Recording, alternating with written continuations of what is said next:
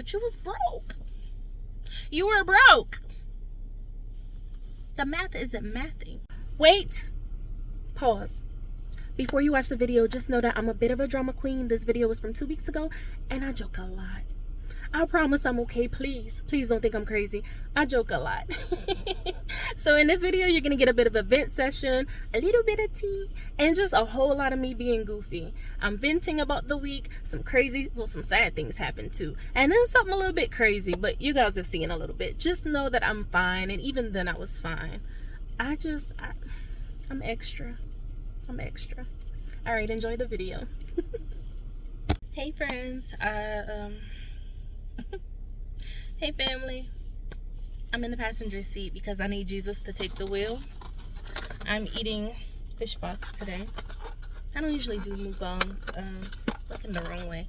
I don't usually do mukbangs anymore, but like I was hungry a little bit, so. You know, this one's a crawfish one. Don't even look at my nails because they're not done. I don't care. I've been working. My nails been breaking. I don't care. Look at them. I am not an aesthetic girly. I want to be, but I'm not.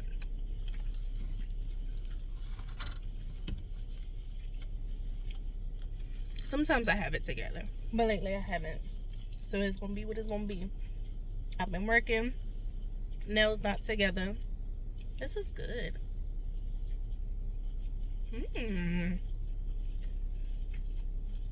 Okay, fish box.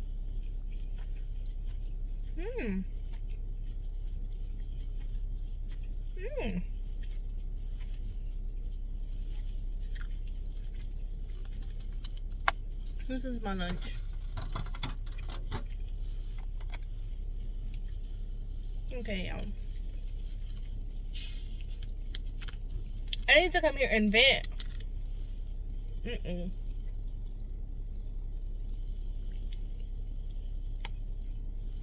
I just left the funeral. My cousin passed away. I'm okay. I am okay. But it is hard. Me and this cousin weren't super close, but like cool cousin, like older cousin, cool people. He's about 20 years older than me, 21. Cool people. Love this cousin. He's my first cousin, my mother's sister's son. Never had no beef. Anytime I saw him, he was cool. What's up, cuz? Love him. Like, we weren't super close, but I still love him, and I'm sad that he's gone. And it was really hard seeing his mom, you know, the way she was today. And then the last time I saw him was at our other aunt's funeral, both of our mom's other sister. And that was just in July, and that was a really hard funeral for me. So going to another one so soon, well, it's November, but still, like, going to another one so soon was just not what I had in mind for the holidays, you know? So anyway, I am eating sushi. I've been wanting to come back and give you guys a little update, just talk to you guys and everything, but baby, I need Jesus to take the wheel right now. Life has been not bad, but then there was another death after finding out about my cousin, in between planning to go to his funeral, which is today, of someone that I grew up with, that, you know, I was close to growing up. And it's just, I didn't grow up with him, but he was an adult figure in my life as I grew up. Went to the same church and everything, and it's just, it was a lot. It's so weak.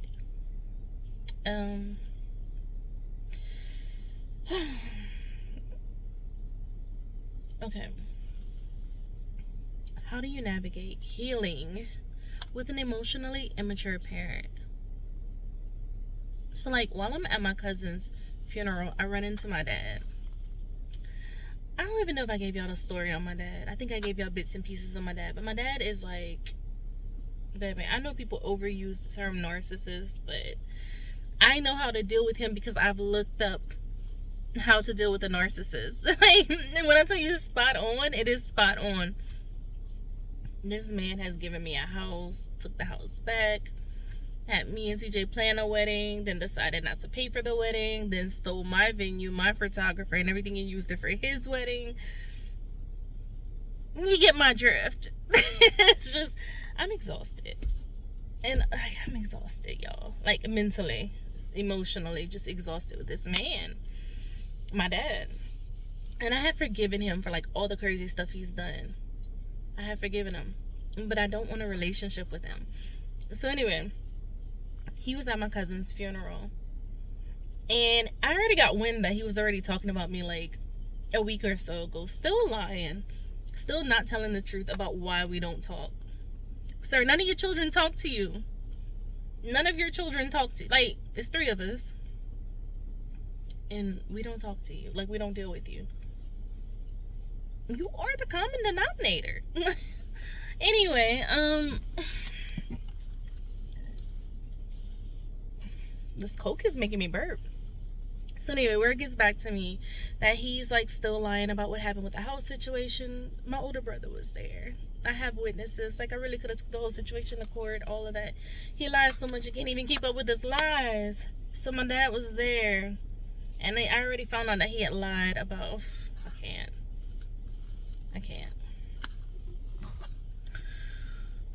So my dad was at the funeral. I already got wind last week that he was still lying about what happened, why we fell off and all that stuff. Like, my dad literally evicted me out of a house that he gave me. Like, he didn't sign it over to me, but he said he was going to sign it over, rushed us to move in, said he would sign it over to us once we moved in, said we could make whatever changes we want because it was our house. When I say our, I mean CJ and I. This man literally called me while I was in the middle of nursing school telling me he was going to give me this house. Now, this was 2014. He took the house back 2 years later after CJ and I had already done things to the house, had like another child while living there. Part of our decision to have a second child was because we thought we had a house. It was just a lot. It was a lot of drama. So, long story short, my dad owned a trailer park at the time. He was not getting money the way he was supposed to get money from the trailer park. Like, he was collecting cash, right? So, when you're doing that and you want a loan, you can't prove your income, obviously. So, he couldn't get what he wanted for himself. So, he then told me that he needed the house back. First, he said, oh, well, I just need you to pay rent for a little while. But I was just at this point, like, nah, you can have it back. Because before I moved into the house, I offered him rent. He said, no. This is your home. Like, this is your home. You're going to inherit it, blah, blah, blah.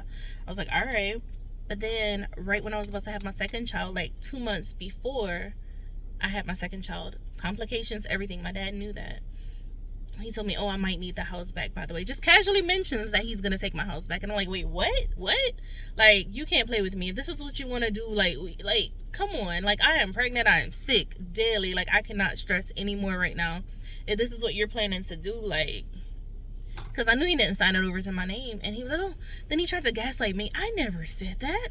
I would never do that to you. I would never take the house back. I'm like, this motherfucker crazy. He really thinks that, like, first, you can't gaslight me.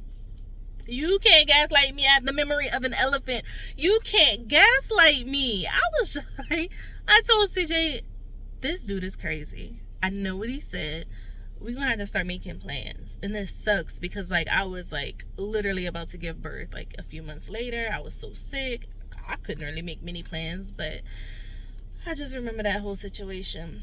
Xavier, my second born, was 5 months old when my dad put an eviction note on my door saying he needed the house back in 3 days. After he played games back and forth about, oh, I might need the house back, I might not, I might need it back, then he said, oh, well, if you pay rent, it's okay. And I was like, I don't even trust you anymore. I can give you the rent money and you can kick me out. Like, you told me it was my house, now you taking it back.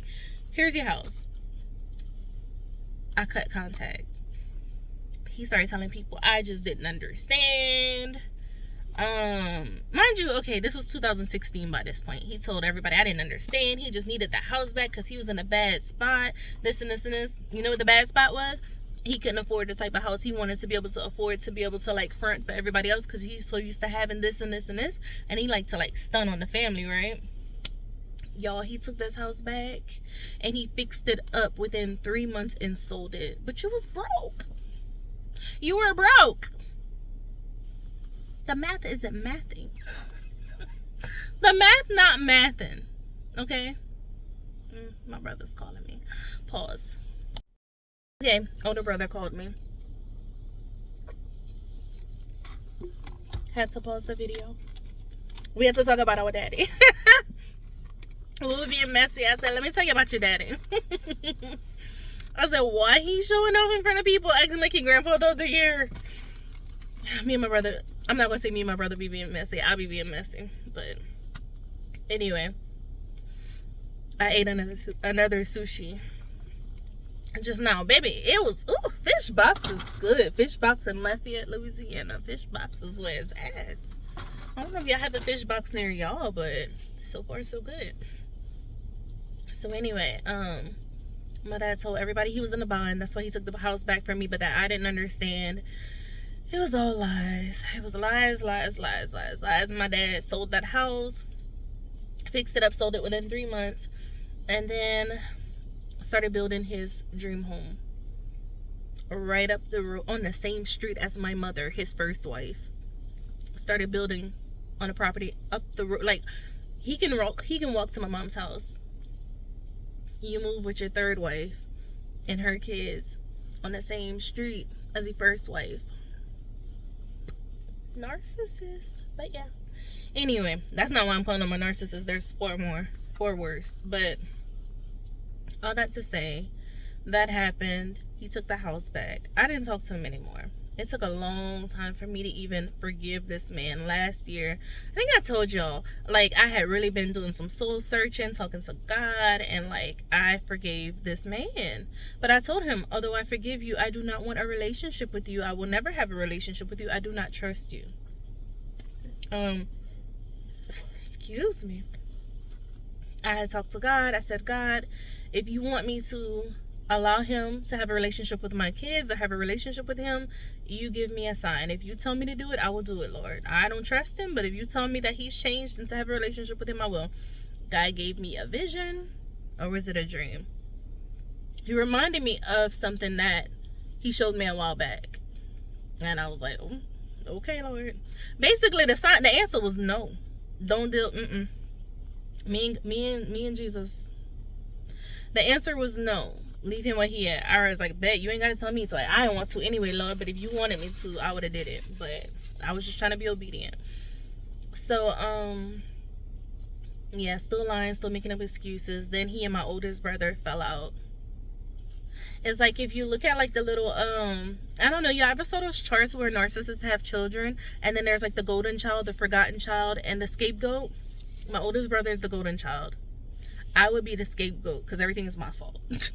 And then my youngest brother, unfortunately, is like the forgotten child, the one that like he tries to like not pay any mind to, which is so messed up because he's such a cool person. He's such a good person and does not deserve that at all. My oldest brother too, like, I mean, he's like, yeah, although I call him the golden child, there's no resentment or animosity towards him. He didn't ask to be treated differently. Like, we all have a great relationship. It's no beef, it's no anything. My older brother and I have the same parents. My younger brother and I have the same dad. And our younger brother has the same dad as us. We have different moms. I didn't find out about my younger brother till I was 23. But still love him nonetheless. Like, immediately wanted to meet him, immediately wanted to know him, because it's not his fault his daddy, our daddy, you know.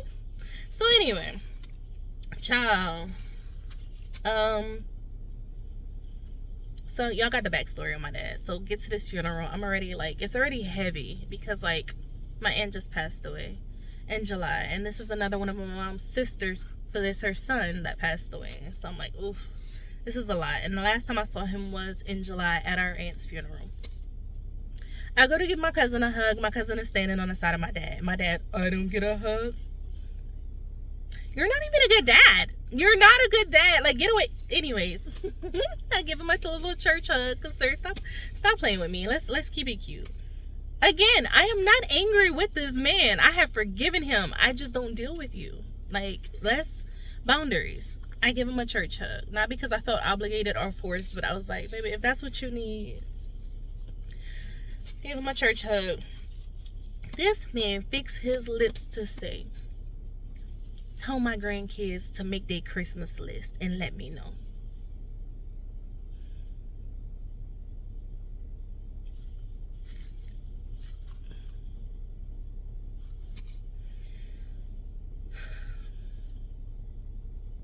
This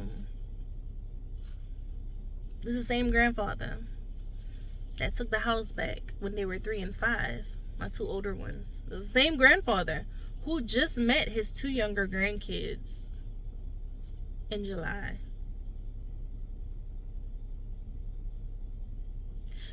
They're 6 and 4. This is the same grandfather who has never sent a birthday gift, never sent a Christmas gift, nor was I looking for one. If I don't fool with you, I don't fool with you. I don't need nothing from you.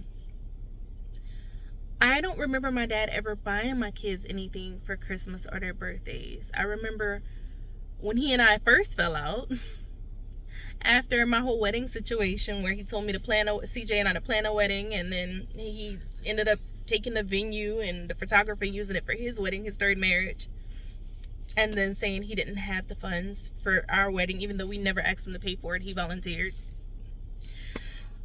I fell out with him. So when I got pregnant and had my baby, I was not talking to my dad. He didn't meet my oldest son until he was 6 months old. I tried to forgive him then. He walks in, oh, does he need a bed? Does he need this? Does he need that? I'm like, he has everything he needs. Goes to my son's room. My son's room is decked out. He hands us $100 and leaves. Okay. And then 6 months later does the whole trying to be generous. Here's our house. 2 years later takes that back. I don't deal with him no more. That was just the cherry on top of the crap sundae. Like, this is not the only thing my dad's done so much stuff. The house was just the final straw, right? So anyway, needless to say, this man has never done anything for his grandchildren, because if he cannot do it for a show, he's not going to do it behind closed doors. You're not going to secretly try to reach out because you just want a relationship. You're going to do it like in a way to make a grand gesture for the world to think that your grandfather of the year has never sent a gift. But in front of people, tell my grandkids to make a Christmas list. I said, sir, please. But go ahead, please. Like, move around. What? It's not for you. Tell them to make a Christmas list. Sir, move around, please. Like, please stop. Please.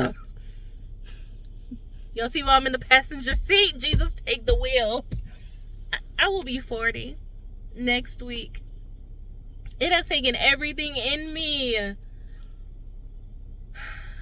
to try to heal from the crap that this man has like put me through my whole life. And it's so hard healing with an emotionally immature parent. And I know I laugh and I kiki and I joke, but y'all, like, this man has messed me up so bad. Humor is how I deal with things. But like, are you for real? And the crazy thing is, when I was a kid, like, he used to really try to like make my other aunts and different people believe that I was just a spoiled child who only cared about money and this and that. If I only cared about money, I would have a relationship with you. Like, if I only cared about money and had the ability to be fake, I would take you for everything you're worth. Like, I would play the game. Because the same dad who took the home from me built his ex-wife, his 3rd wife's mother, a home on his property, the $500,000 property, which I'm sure is worth more now. The same dad who took the house from me and my family, from me, CJ, our kids, the house, we never asked for, also paid for his wife's son, not his son, his wife's son, to go to college, and paid rent for him while he was in college because he felt like he didn't need to be paying rent. The same dad who took a house from me and watched us struggle. And we were renting. Like,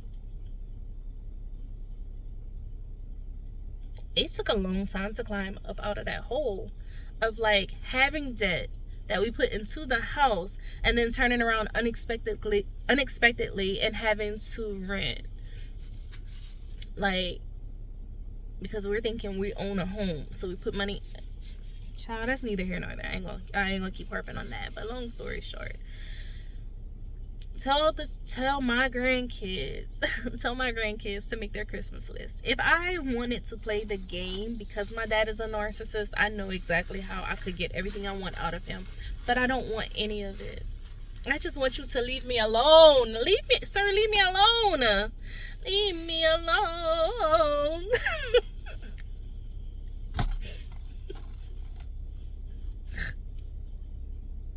I need a daiquiri.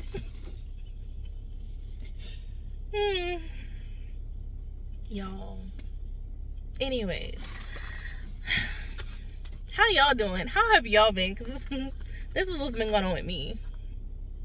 Y'all, look, there's some crawfish in this sushi. Doesn't that look good? I know it does. I'm trying to change the subject. So all of this has been going on, right? Then I took a seasonal job on at the Hobby of Lobby. The Lobby of Hobbies.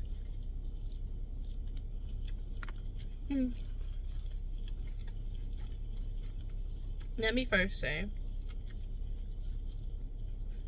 I don't understand how the Lobby of Hobbies is run.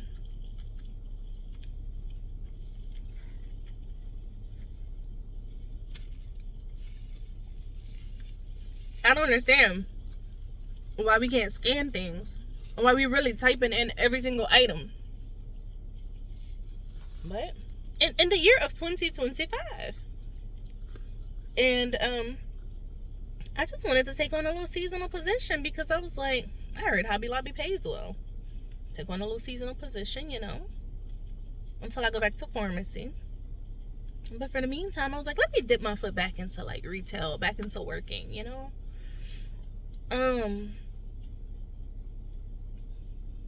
So I was placed on the register. When I first started, I was told that I was asked if I'd be comfortable doing different things in the store, and I was like, yes, I'd prefer it. Like, I'm trying to make it known that I don't want to stay on the register all the time. Well, because of my over 10 years of excellent customer service skills, maybe they ain't moving me off that register. And I am burnt out. They're not moving me off that register. Anytime I've asked to do something else, I've only asked like once or twice because I just lost somebody, 2 people, and I did not have the mental capacity to be smiling in people's face all day. I'm like, can I please do something else? And they're like, no, we need you at this register. So anyway, I've been at the register all week, and when I tell you I am mentally burnt out, like I'm burnt out. Don't get me wrong, customers love me. Every interaction that I have with a customer, I try to make sure that they walk away feeling special. I try to make sure that they walk away feeling like they matter, like someone cares about what's going on with their day, with their life. I don't get personal with people or too personal, but I try to make sure they walk away feeling good about our interaction, right? Even if it's just a store like Hobby Lobby, it's just anybody I come across, I want them to feel as though someone cares, because you never know how you can make others feel. You never know like what's going on with them. Like nobody knows what's going on with me at work, didn't know what was going on with me at work, but like you never know what somebody's dealing with and how a simple interaction can change their entire day. So I always treat people the way I would want to be treated, and I want to make sure I treat everyone like they matter, because they do, you know. You never know. Like I remember one time I was like really going through it.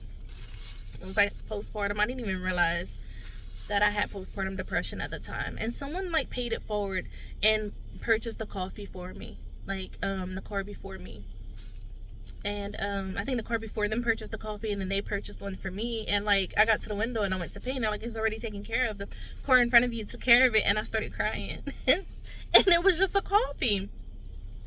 Hold on, pause, let me see if I got something in my teeth. Okay, it was just a coffee, but the type of day I was having, that coffee meant the world to me, because like I was just having a really bad day. So I try to make sure that each interaction I have with somebody does not add to whatever problems they may be having in their life. I truly care about everybody I interact with. And boy, these managers see it. And they don't want to move me. And the thing about it is, I don't hate customer service. I don't dislike customer service. I have never had a truly rude customer. Like you, and if they started off kind of weird, by the time the interaction was done, they were great. Like it was fine. But I walk away drained at the end of the day from like all their interactions. It's like I give a little piece of myself to each person, and they walk away in a good mood, and they walk away feeling good about themselves. But by the time I go home, I have nothing left to give. Like I'm so quiet, and like my kids and CJ don't deserve that. They don't deserve me to come home and not want to talk to anybody. Like I'm burnt out. So I think that customer facing roles are not for me. I think that now that I'm older, I just feel I'm more of an introvert than I used to be. I can't say I'm completely an introvert, but I used to be like one of those teenagers who didn't mind always going places, being in a crowd, And like as an adult, I cannot not 20. Like I need to recharge. I need my like solitude. I need my time to myself. I could do. I'm sorry. It's the Coke. I keep burping. I can do customer service, but like it would have to probably be on the phone. It takes a lot to like always look at somebody in the eye. I mean, I'm not just staring them in the eyes, but like, you know, trying to be intentional about like letting them know that I'm listening and that what they say matters. And like, it takes a lot out of me. It takes a lot out of me. So anyway, that's my week. How has your week been? Please comment below how your week has been. I hope it's been better than mine, baby. I hope it's been better than mine, because now, am I going to quit the lobby of hobbies? No, not now. I mean, it's a seasonal position. I knew I took a seasonal position. They might ask me to stay. Will I stay? No. Is it a bad job? No. It's just that as you get older, you realize that just because you're good at something doesn't necessarily mean that you should do it. And if it's draining, don't do it. Do something else. So, I'm going to do something else. But that's been my week. Comment below how your week has been. And I'm trying to see if I left anything else out. I don't think I have. Yeah, I don't think I have. Alright, well, I'm going to finish my sushi. And I will see you guys again next time.